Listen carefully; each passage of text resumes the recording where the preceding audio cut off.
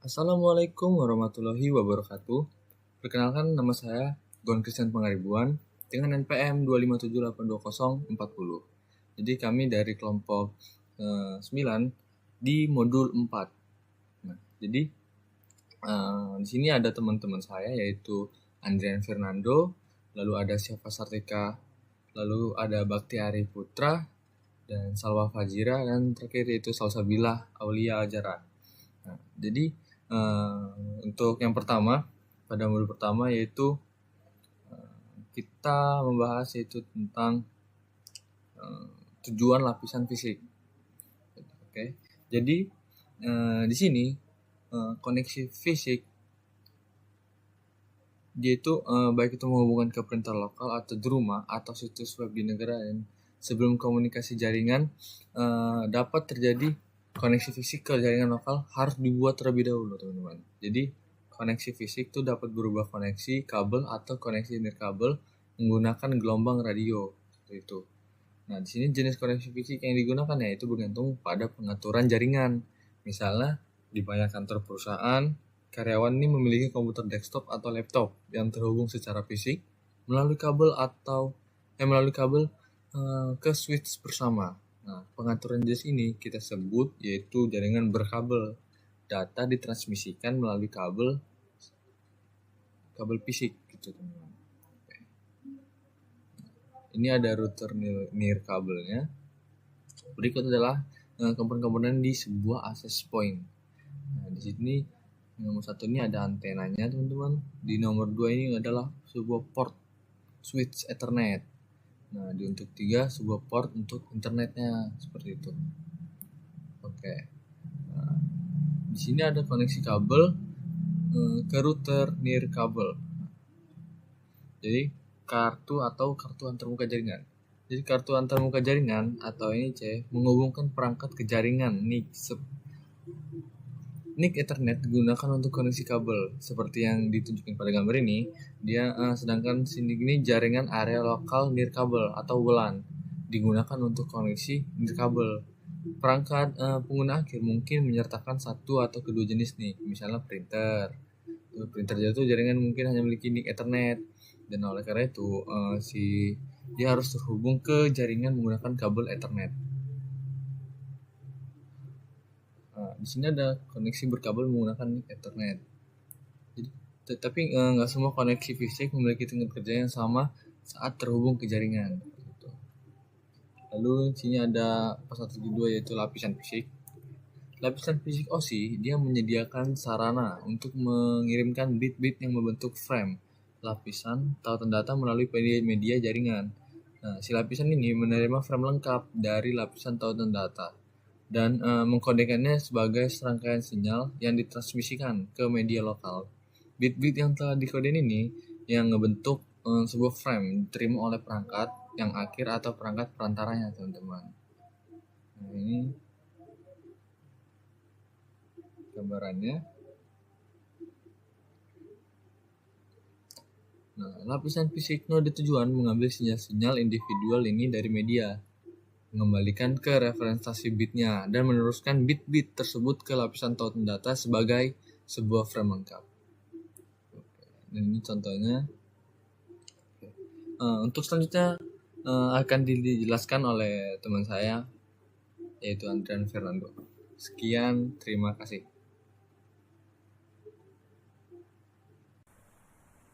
Assalamualaikum warahmatullahi wabarakatuh. Perkenalkan, nama saya Andrian Fernando dari TRI 2D. Di sini saya akan membahas tentang modul 4.2 yaitu karakteristik lapisan fisik. Di 4.2.1 yaitu standar lapisan fisik. Di sini yaitu adalah protokol dan operasi lapisan OSI atas dilakukan menggunakan perangkat lunak yang dirancang oleh para insinyur perangkat lunak dan ilmuwan komputer. Di lapisan fisik ini terdiri dari sirkuit elektronik, media, dan konektor yang dikembangkan oleh para insinyur, yaitu sesuai standar yang mengatur perangkat keras gitu. Terdapat banyak organisasi internasional dan nasional, organisasi pemerintah itu tuh menetapkan dan memelihara standar lapisan fisik, misalnya standar perangkat keras, media, pengkodean, dan pensinyalan lapisan fisik didefinisikan dan diatur oleh organisasi standar. Yang pertama ada organisasi internasional untuk standarisasi atau ISO, ada asosiasi industri telekomunikasi atau asosiasi industri elektronik, Persatuan Telekomunikasi Internasional, Lembaga Standar Nasional, ada Institut Insinyur Listrik dan Elektronika. Lalu yang terakhir ada pengatur telekomunikasi nasional termasuk Komisi Komunikasi Federal di AS. Dan ada Institut Standar Telekomunikasi Eropa. Di sini kita bisa lihat ini adalah standar TCP atau IP yang diimplementasikan dalam perangkat lunak.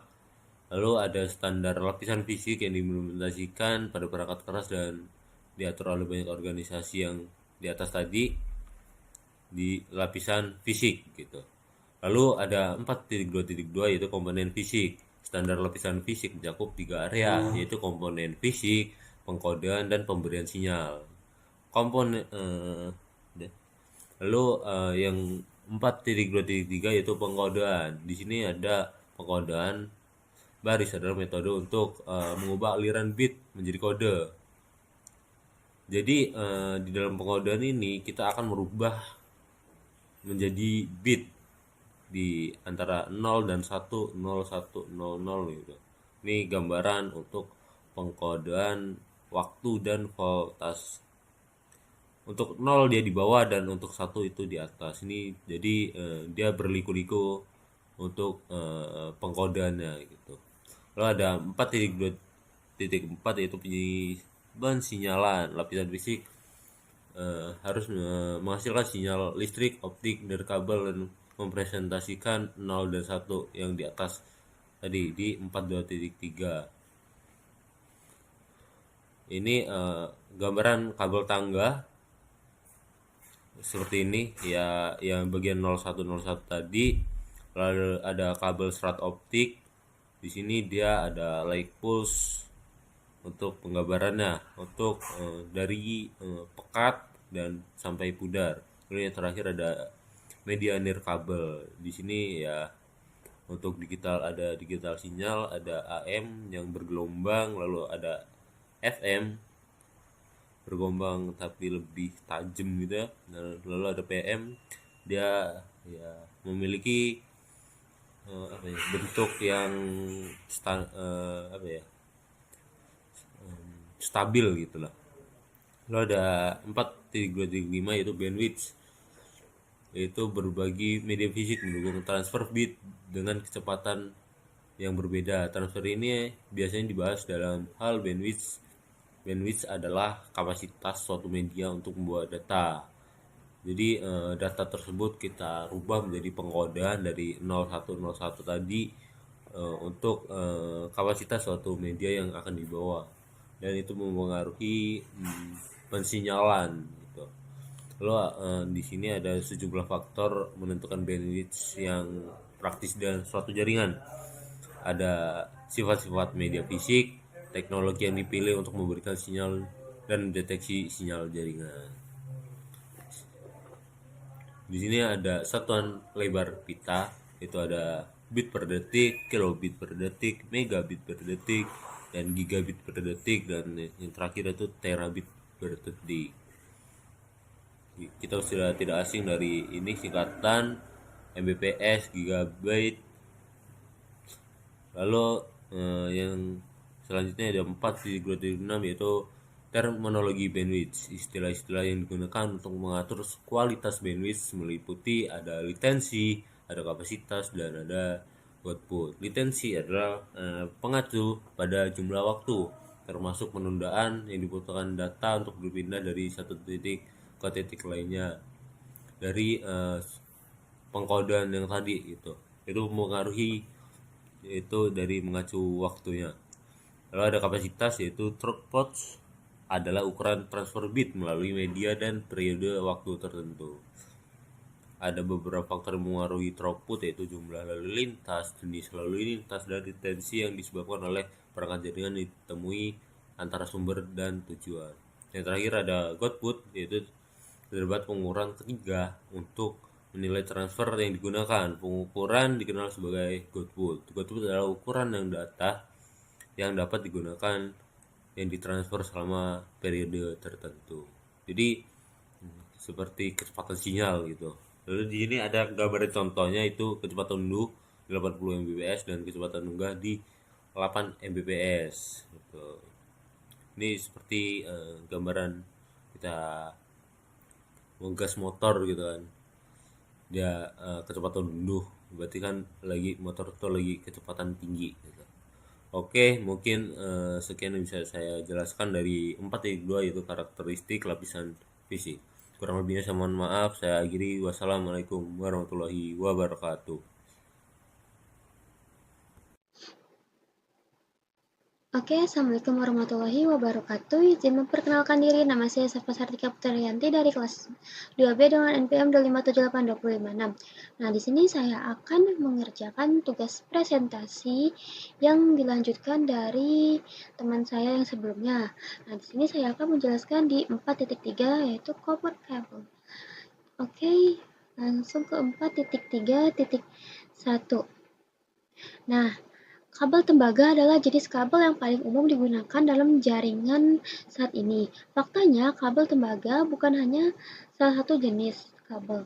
Nah, ada 3 jenis kabel tembaga yang masing-masing digunakan dalam situasi tertentu. Oke, lanjut.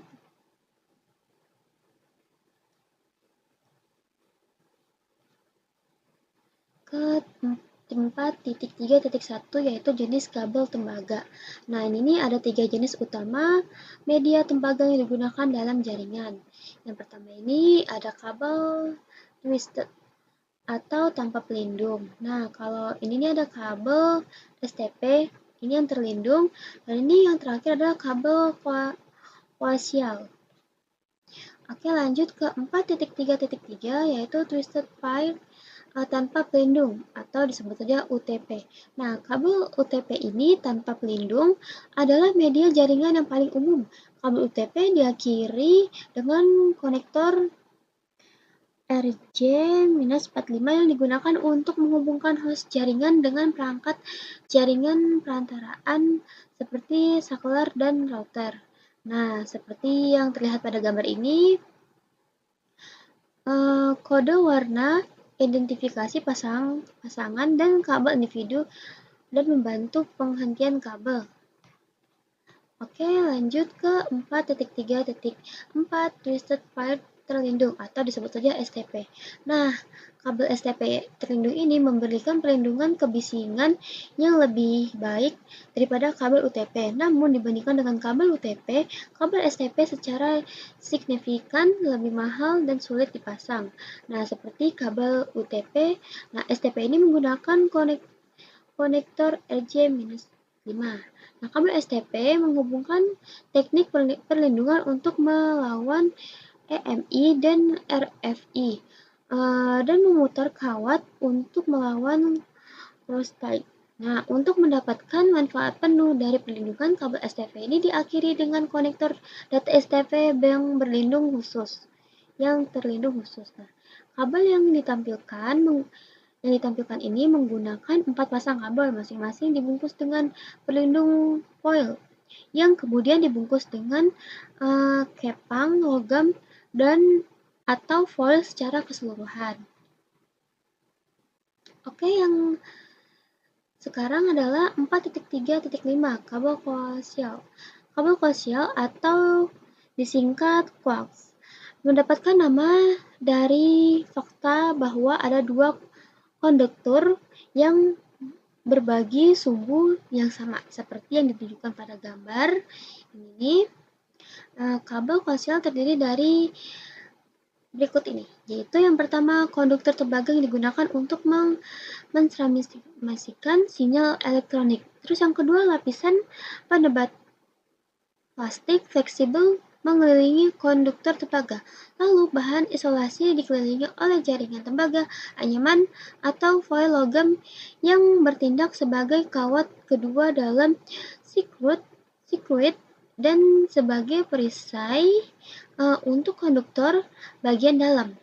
Nah, lapisan kedua itu atau perisai. Ini juga mengurangi jumlah interferensi elektromagnetik luar. Nah, yang terakhir adalah seluruh kabel ditutupi dengan jaket kabel untuk mencegah kerusakan fisik kecil. Oke, sampai di sini saja penjelasan dari saya. Untuk selanjutnya akan dijelaskan oleh teman saya. Saya akhiri. Wassalamualaikum warahmatullahi wabarakatuh. Oke, assalamualaikum warahmatullahi wabarakatuh. Saya Bakti Hari Putra dari kelas TRI 2D dengan NPM 2578292. Di sini saya akan menjelaskan materi Seskonetaca antar jaringan, yaitu 4.4 pengkabelan UTP. Oke, langsung saja kita mulai, yaitu 4.4.1 sifat-sifat kabel UTP. Nah, pada topik sebelumnya di 4.3 Anda telah mempelajari sedikit tentang kabel tembaga unshielded twisted pair atau UTP. Karena kabel UTP merupakan standar yang digunakan dalam LAN, topik ini akan membahas secara detail tentang kelebihan dan keterbatasannya, serta apa yang dapat dilakukan untuk menghindari masalah. Saat digunakan sebagai media jaringan, kabel UTP terdiri dari 4 pasang kawat tembaga berkode warna yang dipilih bersama dan kemudian dibungkus dalam selubung plastik fleksibel. Ukuran yang kecil dapat menguntungkan selama instalasi. Kabel UTP tidak menggunakan pelindung untuk menangkal efek IMI dan RFI sebagai gantinya. Perancang kabel telah menemukan cara lain untuk membatasi efek negatif dan crosstalk. Oke, yang pertama itu ada pembatalan. Nah, para perancang ini memasangkan kabel dalam suatu rangkaian ketika dua kabel dalam suatu rangkaian listrik ditempatkan berdekatan. Nah, medan magnetnya akan saling berlawanan. Oleh karena itu, kedua medan magnet tersebut saling meniadakan dan juga menyediakan sinyal EMI dan RFI dari luar. Yang kedua itu ada memvariasikan jumlah butiran per pasangan kawat. Untuk lebih meningkatkan efek pembatalan dari kawat rangkaian berpasangan, perancang memvariasikan jumlah butiran setiap pasangan kawat dan kabel. Kabel UTP harus mengikuti spesifikasi yang tepat, yang mengatur berapa banyak butiran atau jalinan yang diizinkan per meter, atau 3,28 kaki per kabel. Perhatikan pada gambar bahwa pasangan orange atau orange putih dipuntir lebih sedikit daripada pasangan biru atau biru putih. Setiap pasangan warna dipuntir dengan jumlah yang berbeda.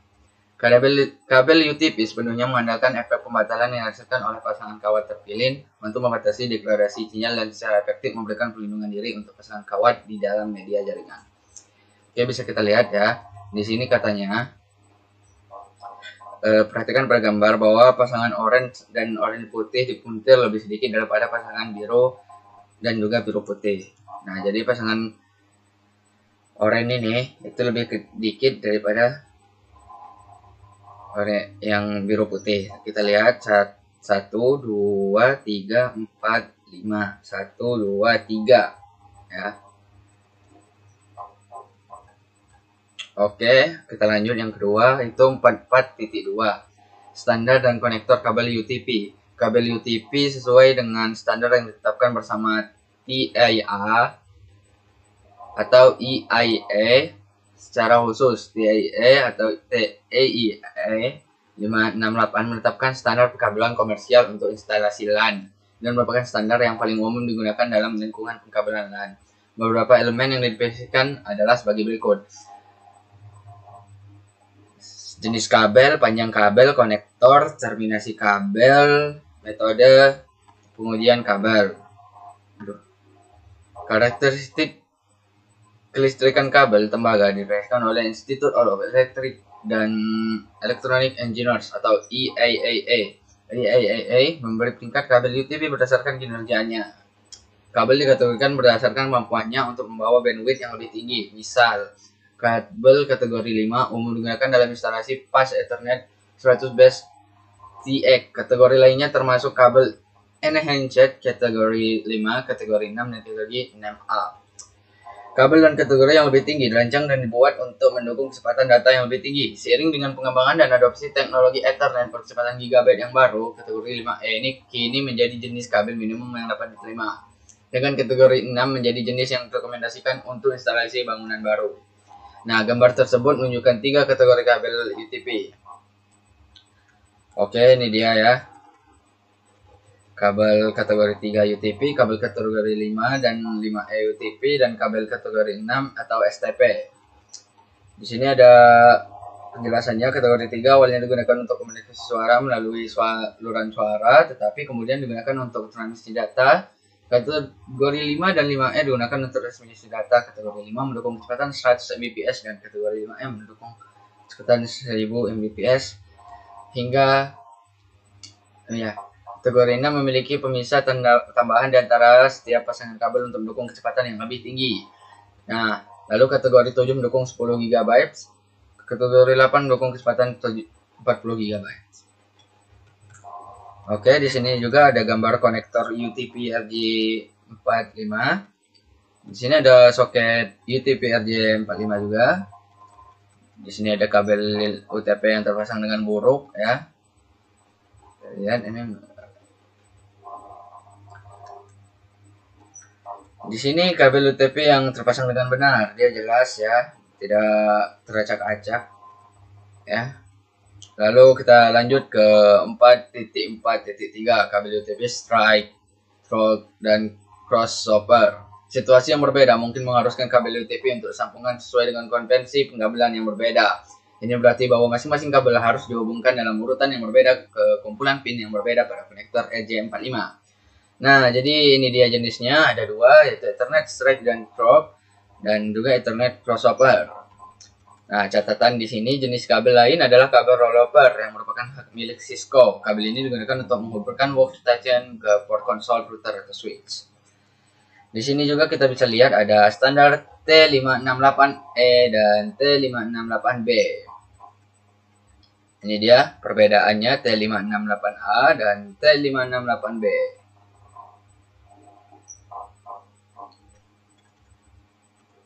Jenis kabel dan standar ya.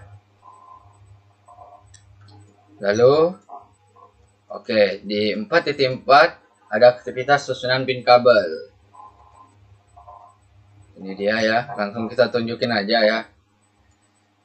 Susunan pin T568A. Ini dia. Seperti ini susunan kabelnya. Lalu di sini ada T56B find out. Tunjukkan.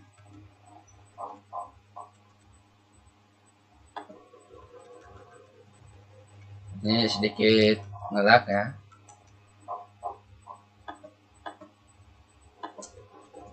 Oke, mungkin kita mungkin kita lanjut aja ya. Mungkin cukup sekian video tentang penjelasan saya di 4.4 pengkabelan UTP. Saya Iri, wassalamualaikum warahmatullahi wabarakatuh. Assalamualaikum warahmatullahi wabarakatuh. Perkenalkan, nama saya Salma Fajira dari kelas 2B dengan NPM 2578254. Di sini saya akan melanjutkan penjelasan tentang di modul 4 tentang lapisan fisik. Nah, di 4.5 ini ada kabel serat optik. Ya, lalu lanjut di mana sifat kabel serat optik. Nah, ya seperti yang sebelumnya dipelajari, kabel serat optik adalah jenis kabel lain yang digunakan dalam jaringan. Karena mahal, tidak seperti yang umum digunakan pada berbagai jenis kabel tembaga, tetapi kabel serat optik memiliki sifat tertentu yang menjadikannya pilihan terbaik dalam situasi tertentu yang akan kamu temukan dalam topik kali ini. Nah, serat optik adalah untaian kaca yang sangat murni, yang fleksibel, tetapi sangat tipis, transparan, tidak jauh lebih besar dari rambut manusia. Bit dikodekan pada serat sebagai impuls cahaya. Nah, Kabel serat optik sendiri bertindak sebagai pandu gelombang atau pipa cahaya untuk mentransmisikan cahaya di antara kedua ujung dengan kehilangan sinyal minimal atau minim gitu ya. Lalu di sini ada tipe jenis media serat. Nah, yang pertama itu serat mode tunggal, lalu ada serat multimode. Nah, serat mode tunggal ini terdiri dari inti yang sangat kecil dan menggunakan teknologi laser yang mahal untuk mengirim satu sinar cahaya seperti pada gambar ini. Nah, ini diameter inti kacanya ini hanya 9 mikrometer, lalu kerongsong kaca diameternya ini 125 mikron, lalu ada lapisan polimernya. Nah, lalu ini ada serat multimed. Ini lebih kayak besar, teman-teman, daripada serat mode tunggal. Oke. Nah, kalau perbedaannya ini adalah jumlah dispersi yang mengacu pada penyebaran cahaya dari waktu ke waktu, gitu, teman-teman. Kan tadi dilihat ini lurus aja, tapi kalau yang ini dia kayak berzigzag gitu. Oke, lanjut. Ini ada penggunaan kabel serat optik. Nah, kabel serat optik digunakan dalam 4 jenis industri, yaitu jaringan perusahaan, fiber to the home atau FTTH, lalu ada jaringan jarak jauh, lalu ada jaringan kabel bawah laut. Nah, kali ini kita akan membahas tentang konektor serat optik. Konektor optik mengakhiri ujung serat optik. Berbagai konektor serat optik tersedia. Perbedaan utamanya di antara jenis konektor adalah dimensi dan metode couplingnya. Nah, ini ada beberapa jenis konektor serat optik. Konektor ujung lurus ST, lalu ada konektor pelanggan atau SC, lalu ada konektor simplex atau konektor CAN, lalu ada konektor multiduplex. Nah, yang biasa digunakan ini ya teman-teman. Lalu ada kabel patch serat. Nah, kabel patch serat diperlukan untuk menghubungkan perangkat infrastruktur. Penggunaan warna membedakan antara kabel patch mode tunggal dan multimode. Nah, ini teman-teman perbedaannya. Ini ada kabel patch multimode SC. Lalu ada kabel patch mode tunggal, lalu ada kabel patch multimode lagi, tapi warnanya beda. Lalu dan mode tunggal juga beda. Oke, kita lanjut. Nah, di sini ada serat versus tembaga. Nah, em, di sini ada beberapa perbandingan UTP dan kabel serat optik. Nah, kabel UTP bandwidth yang didukungnya itu dia 10 MB per detik sampai 10 GB per detik. Tetapi kalau kabel serat optik dia 10 megabyte per detik sampai 100 gigabyte per detik. Nah, kalau jaraknya ini relatif pendek kalau kabel UTP, tetapi kabel serat optik panjang. Kekebalan terhadap MI dan RFI ini rendah, tetapi kabel serat optik tinggi. Begitu ya, teman-teman. Jadi lebih untung kabel serat optik, meskipun agak mahal ya. Oke, mungkin penjelasan kali ini untuk 4.5 kabel serat optik hanya segini, teman-teman. Nanti akan dilanjutkan oleh teman saya. Mungkin saya akhiri. Wassalamualaikum warahmatullahi wabarakatuh. Baik, di sini saya akan melanjutkan. Sebelumnya perkenalkan, nama saya Salsabila Auliazara dari kelas TRI 2D dengan NPM 257821111. Pada bab 4.6 tentang media nirkabel. Lanjut 4.6.1 tentang sifat-sifat media nirkabel, yaitu media nirkabel menggunakan gelombang elektromagnetik atau frekuensi radio atau gelombang mikro untuk membawa data dalam bentuk bit 0 dan 1. Keunggulan utamanya yaitu mobilitas tinggi, mudah di deploy, jumlah perangkat yang mendukung terus bertambah. keterbatasan atau tantangannya, yaitu area jangkauan dibatasi oleh dinding, bangunan, dan jarak. Yang kedua, gangguan rentan terhadap microwave atau telepon nirkabel, lampu neon, dan lain-lain. Selanjutnya, keamanan, yaitu sinyal bisa dicapture orang lain. Lanjut, terakhir, media bersama, yaitu half duplex. Semua perangkat berbagi bandwidth yang sama. Semakin banyak user, semakin lambat. Yang lanjut 4.6.2 jenis-jenis media nirkabel. Ada beberapa standar nirkabel yang umum digunakan, yaitu teknologinya Wi-Fi, Bluetooth, WiMAX, dan Zigbee. Standarnya yang Wi-Fi itu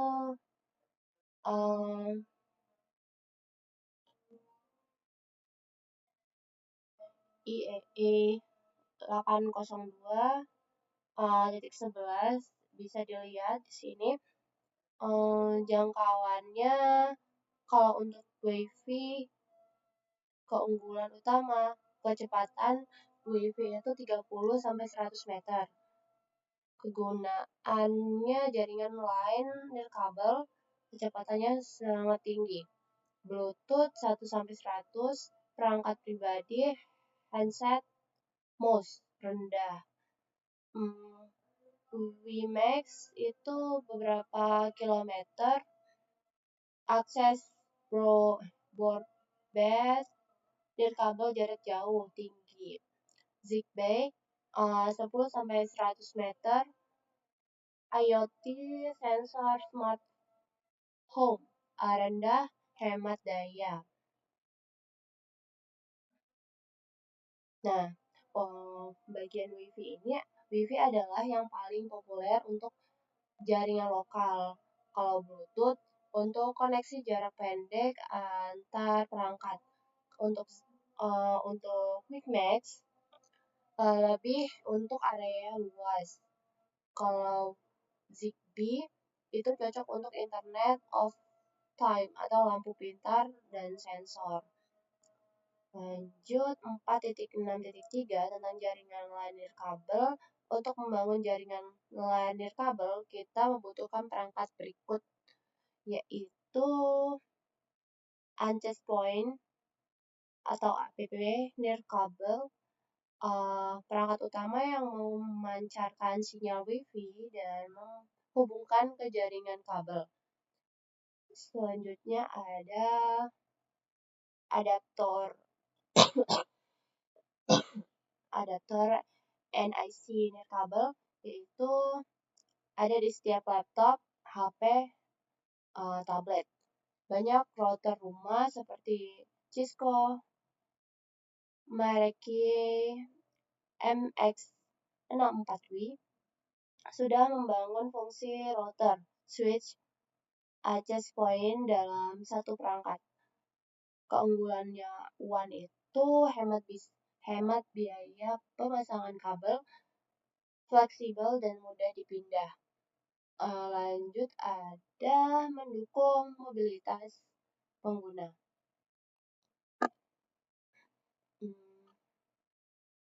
Ini ada pemeriksaan penanganan media nirkabel. Sudah saya isi semua. Mungkin sekian dari saya akhiri. Wassalamualaikum warahmatullahi wabarakatuh.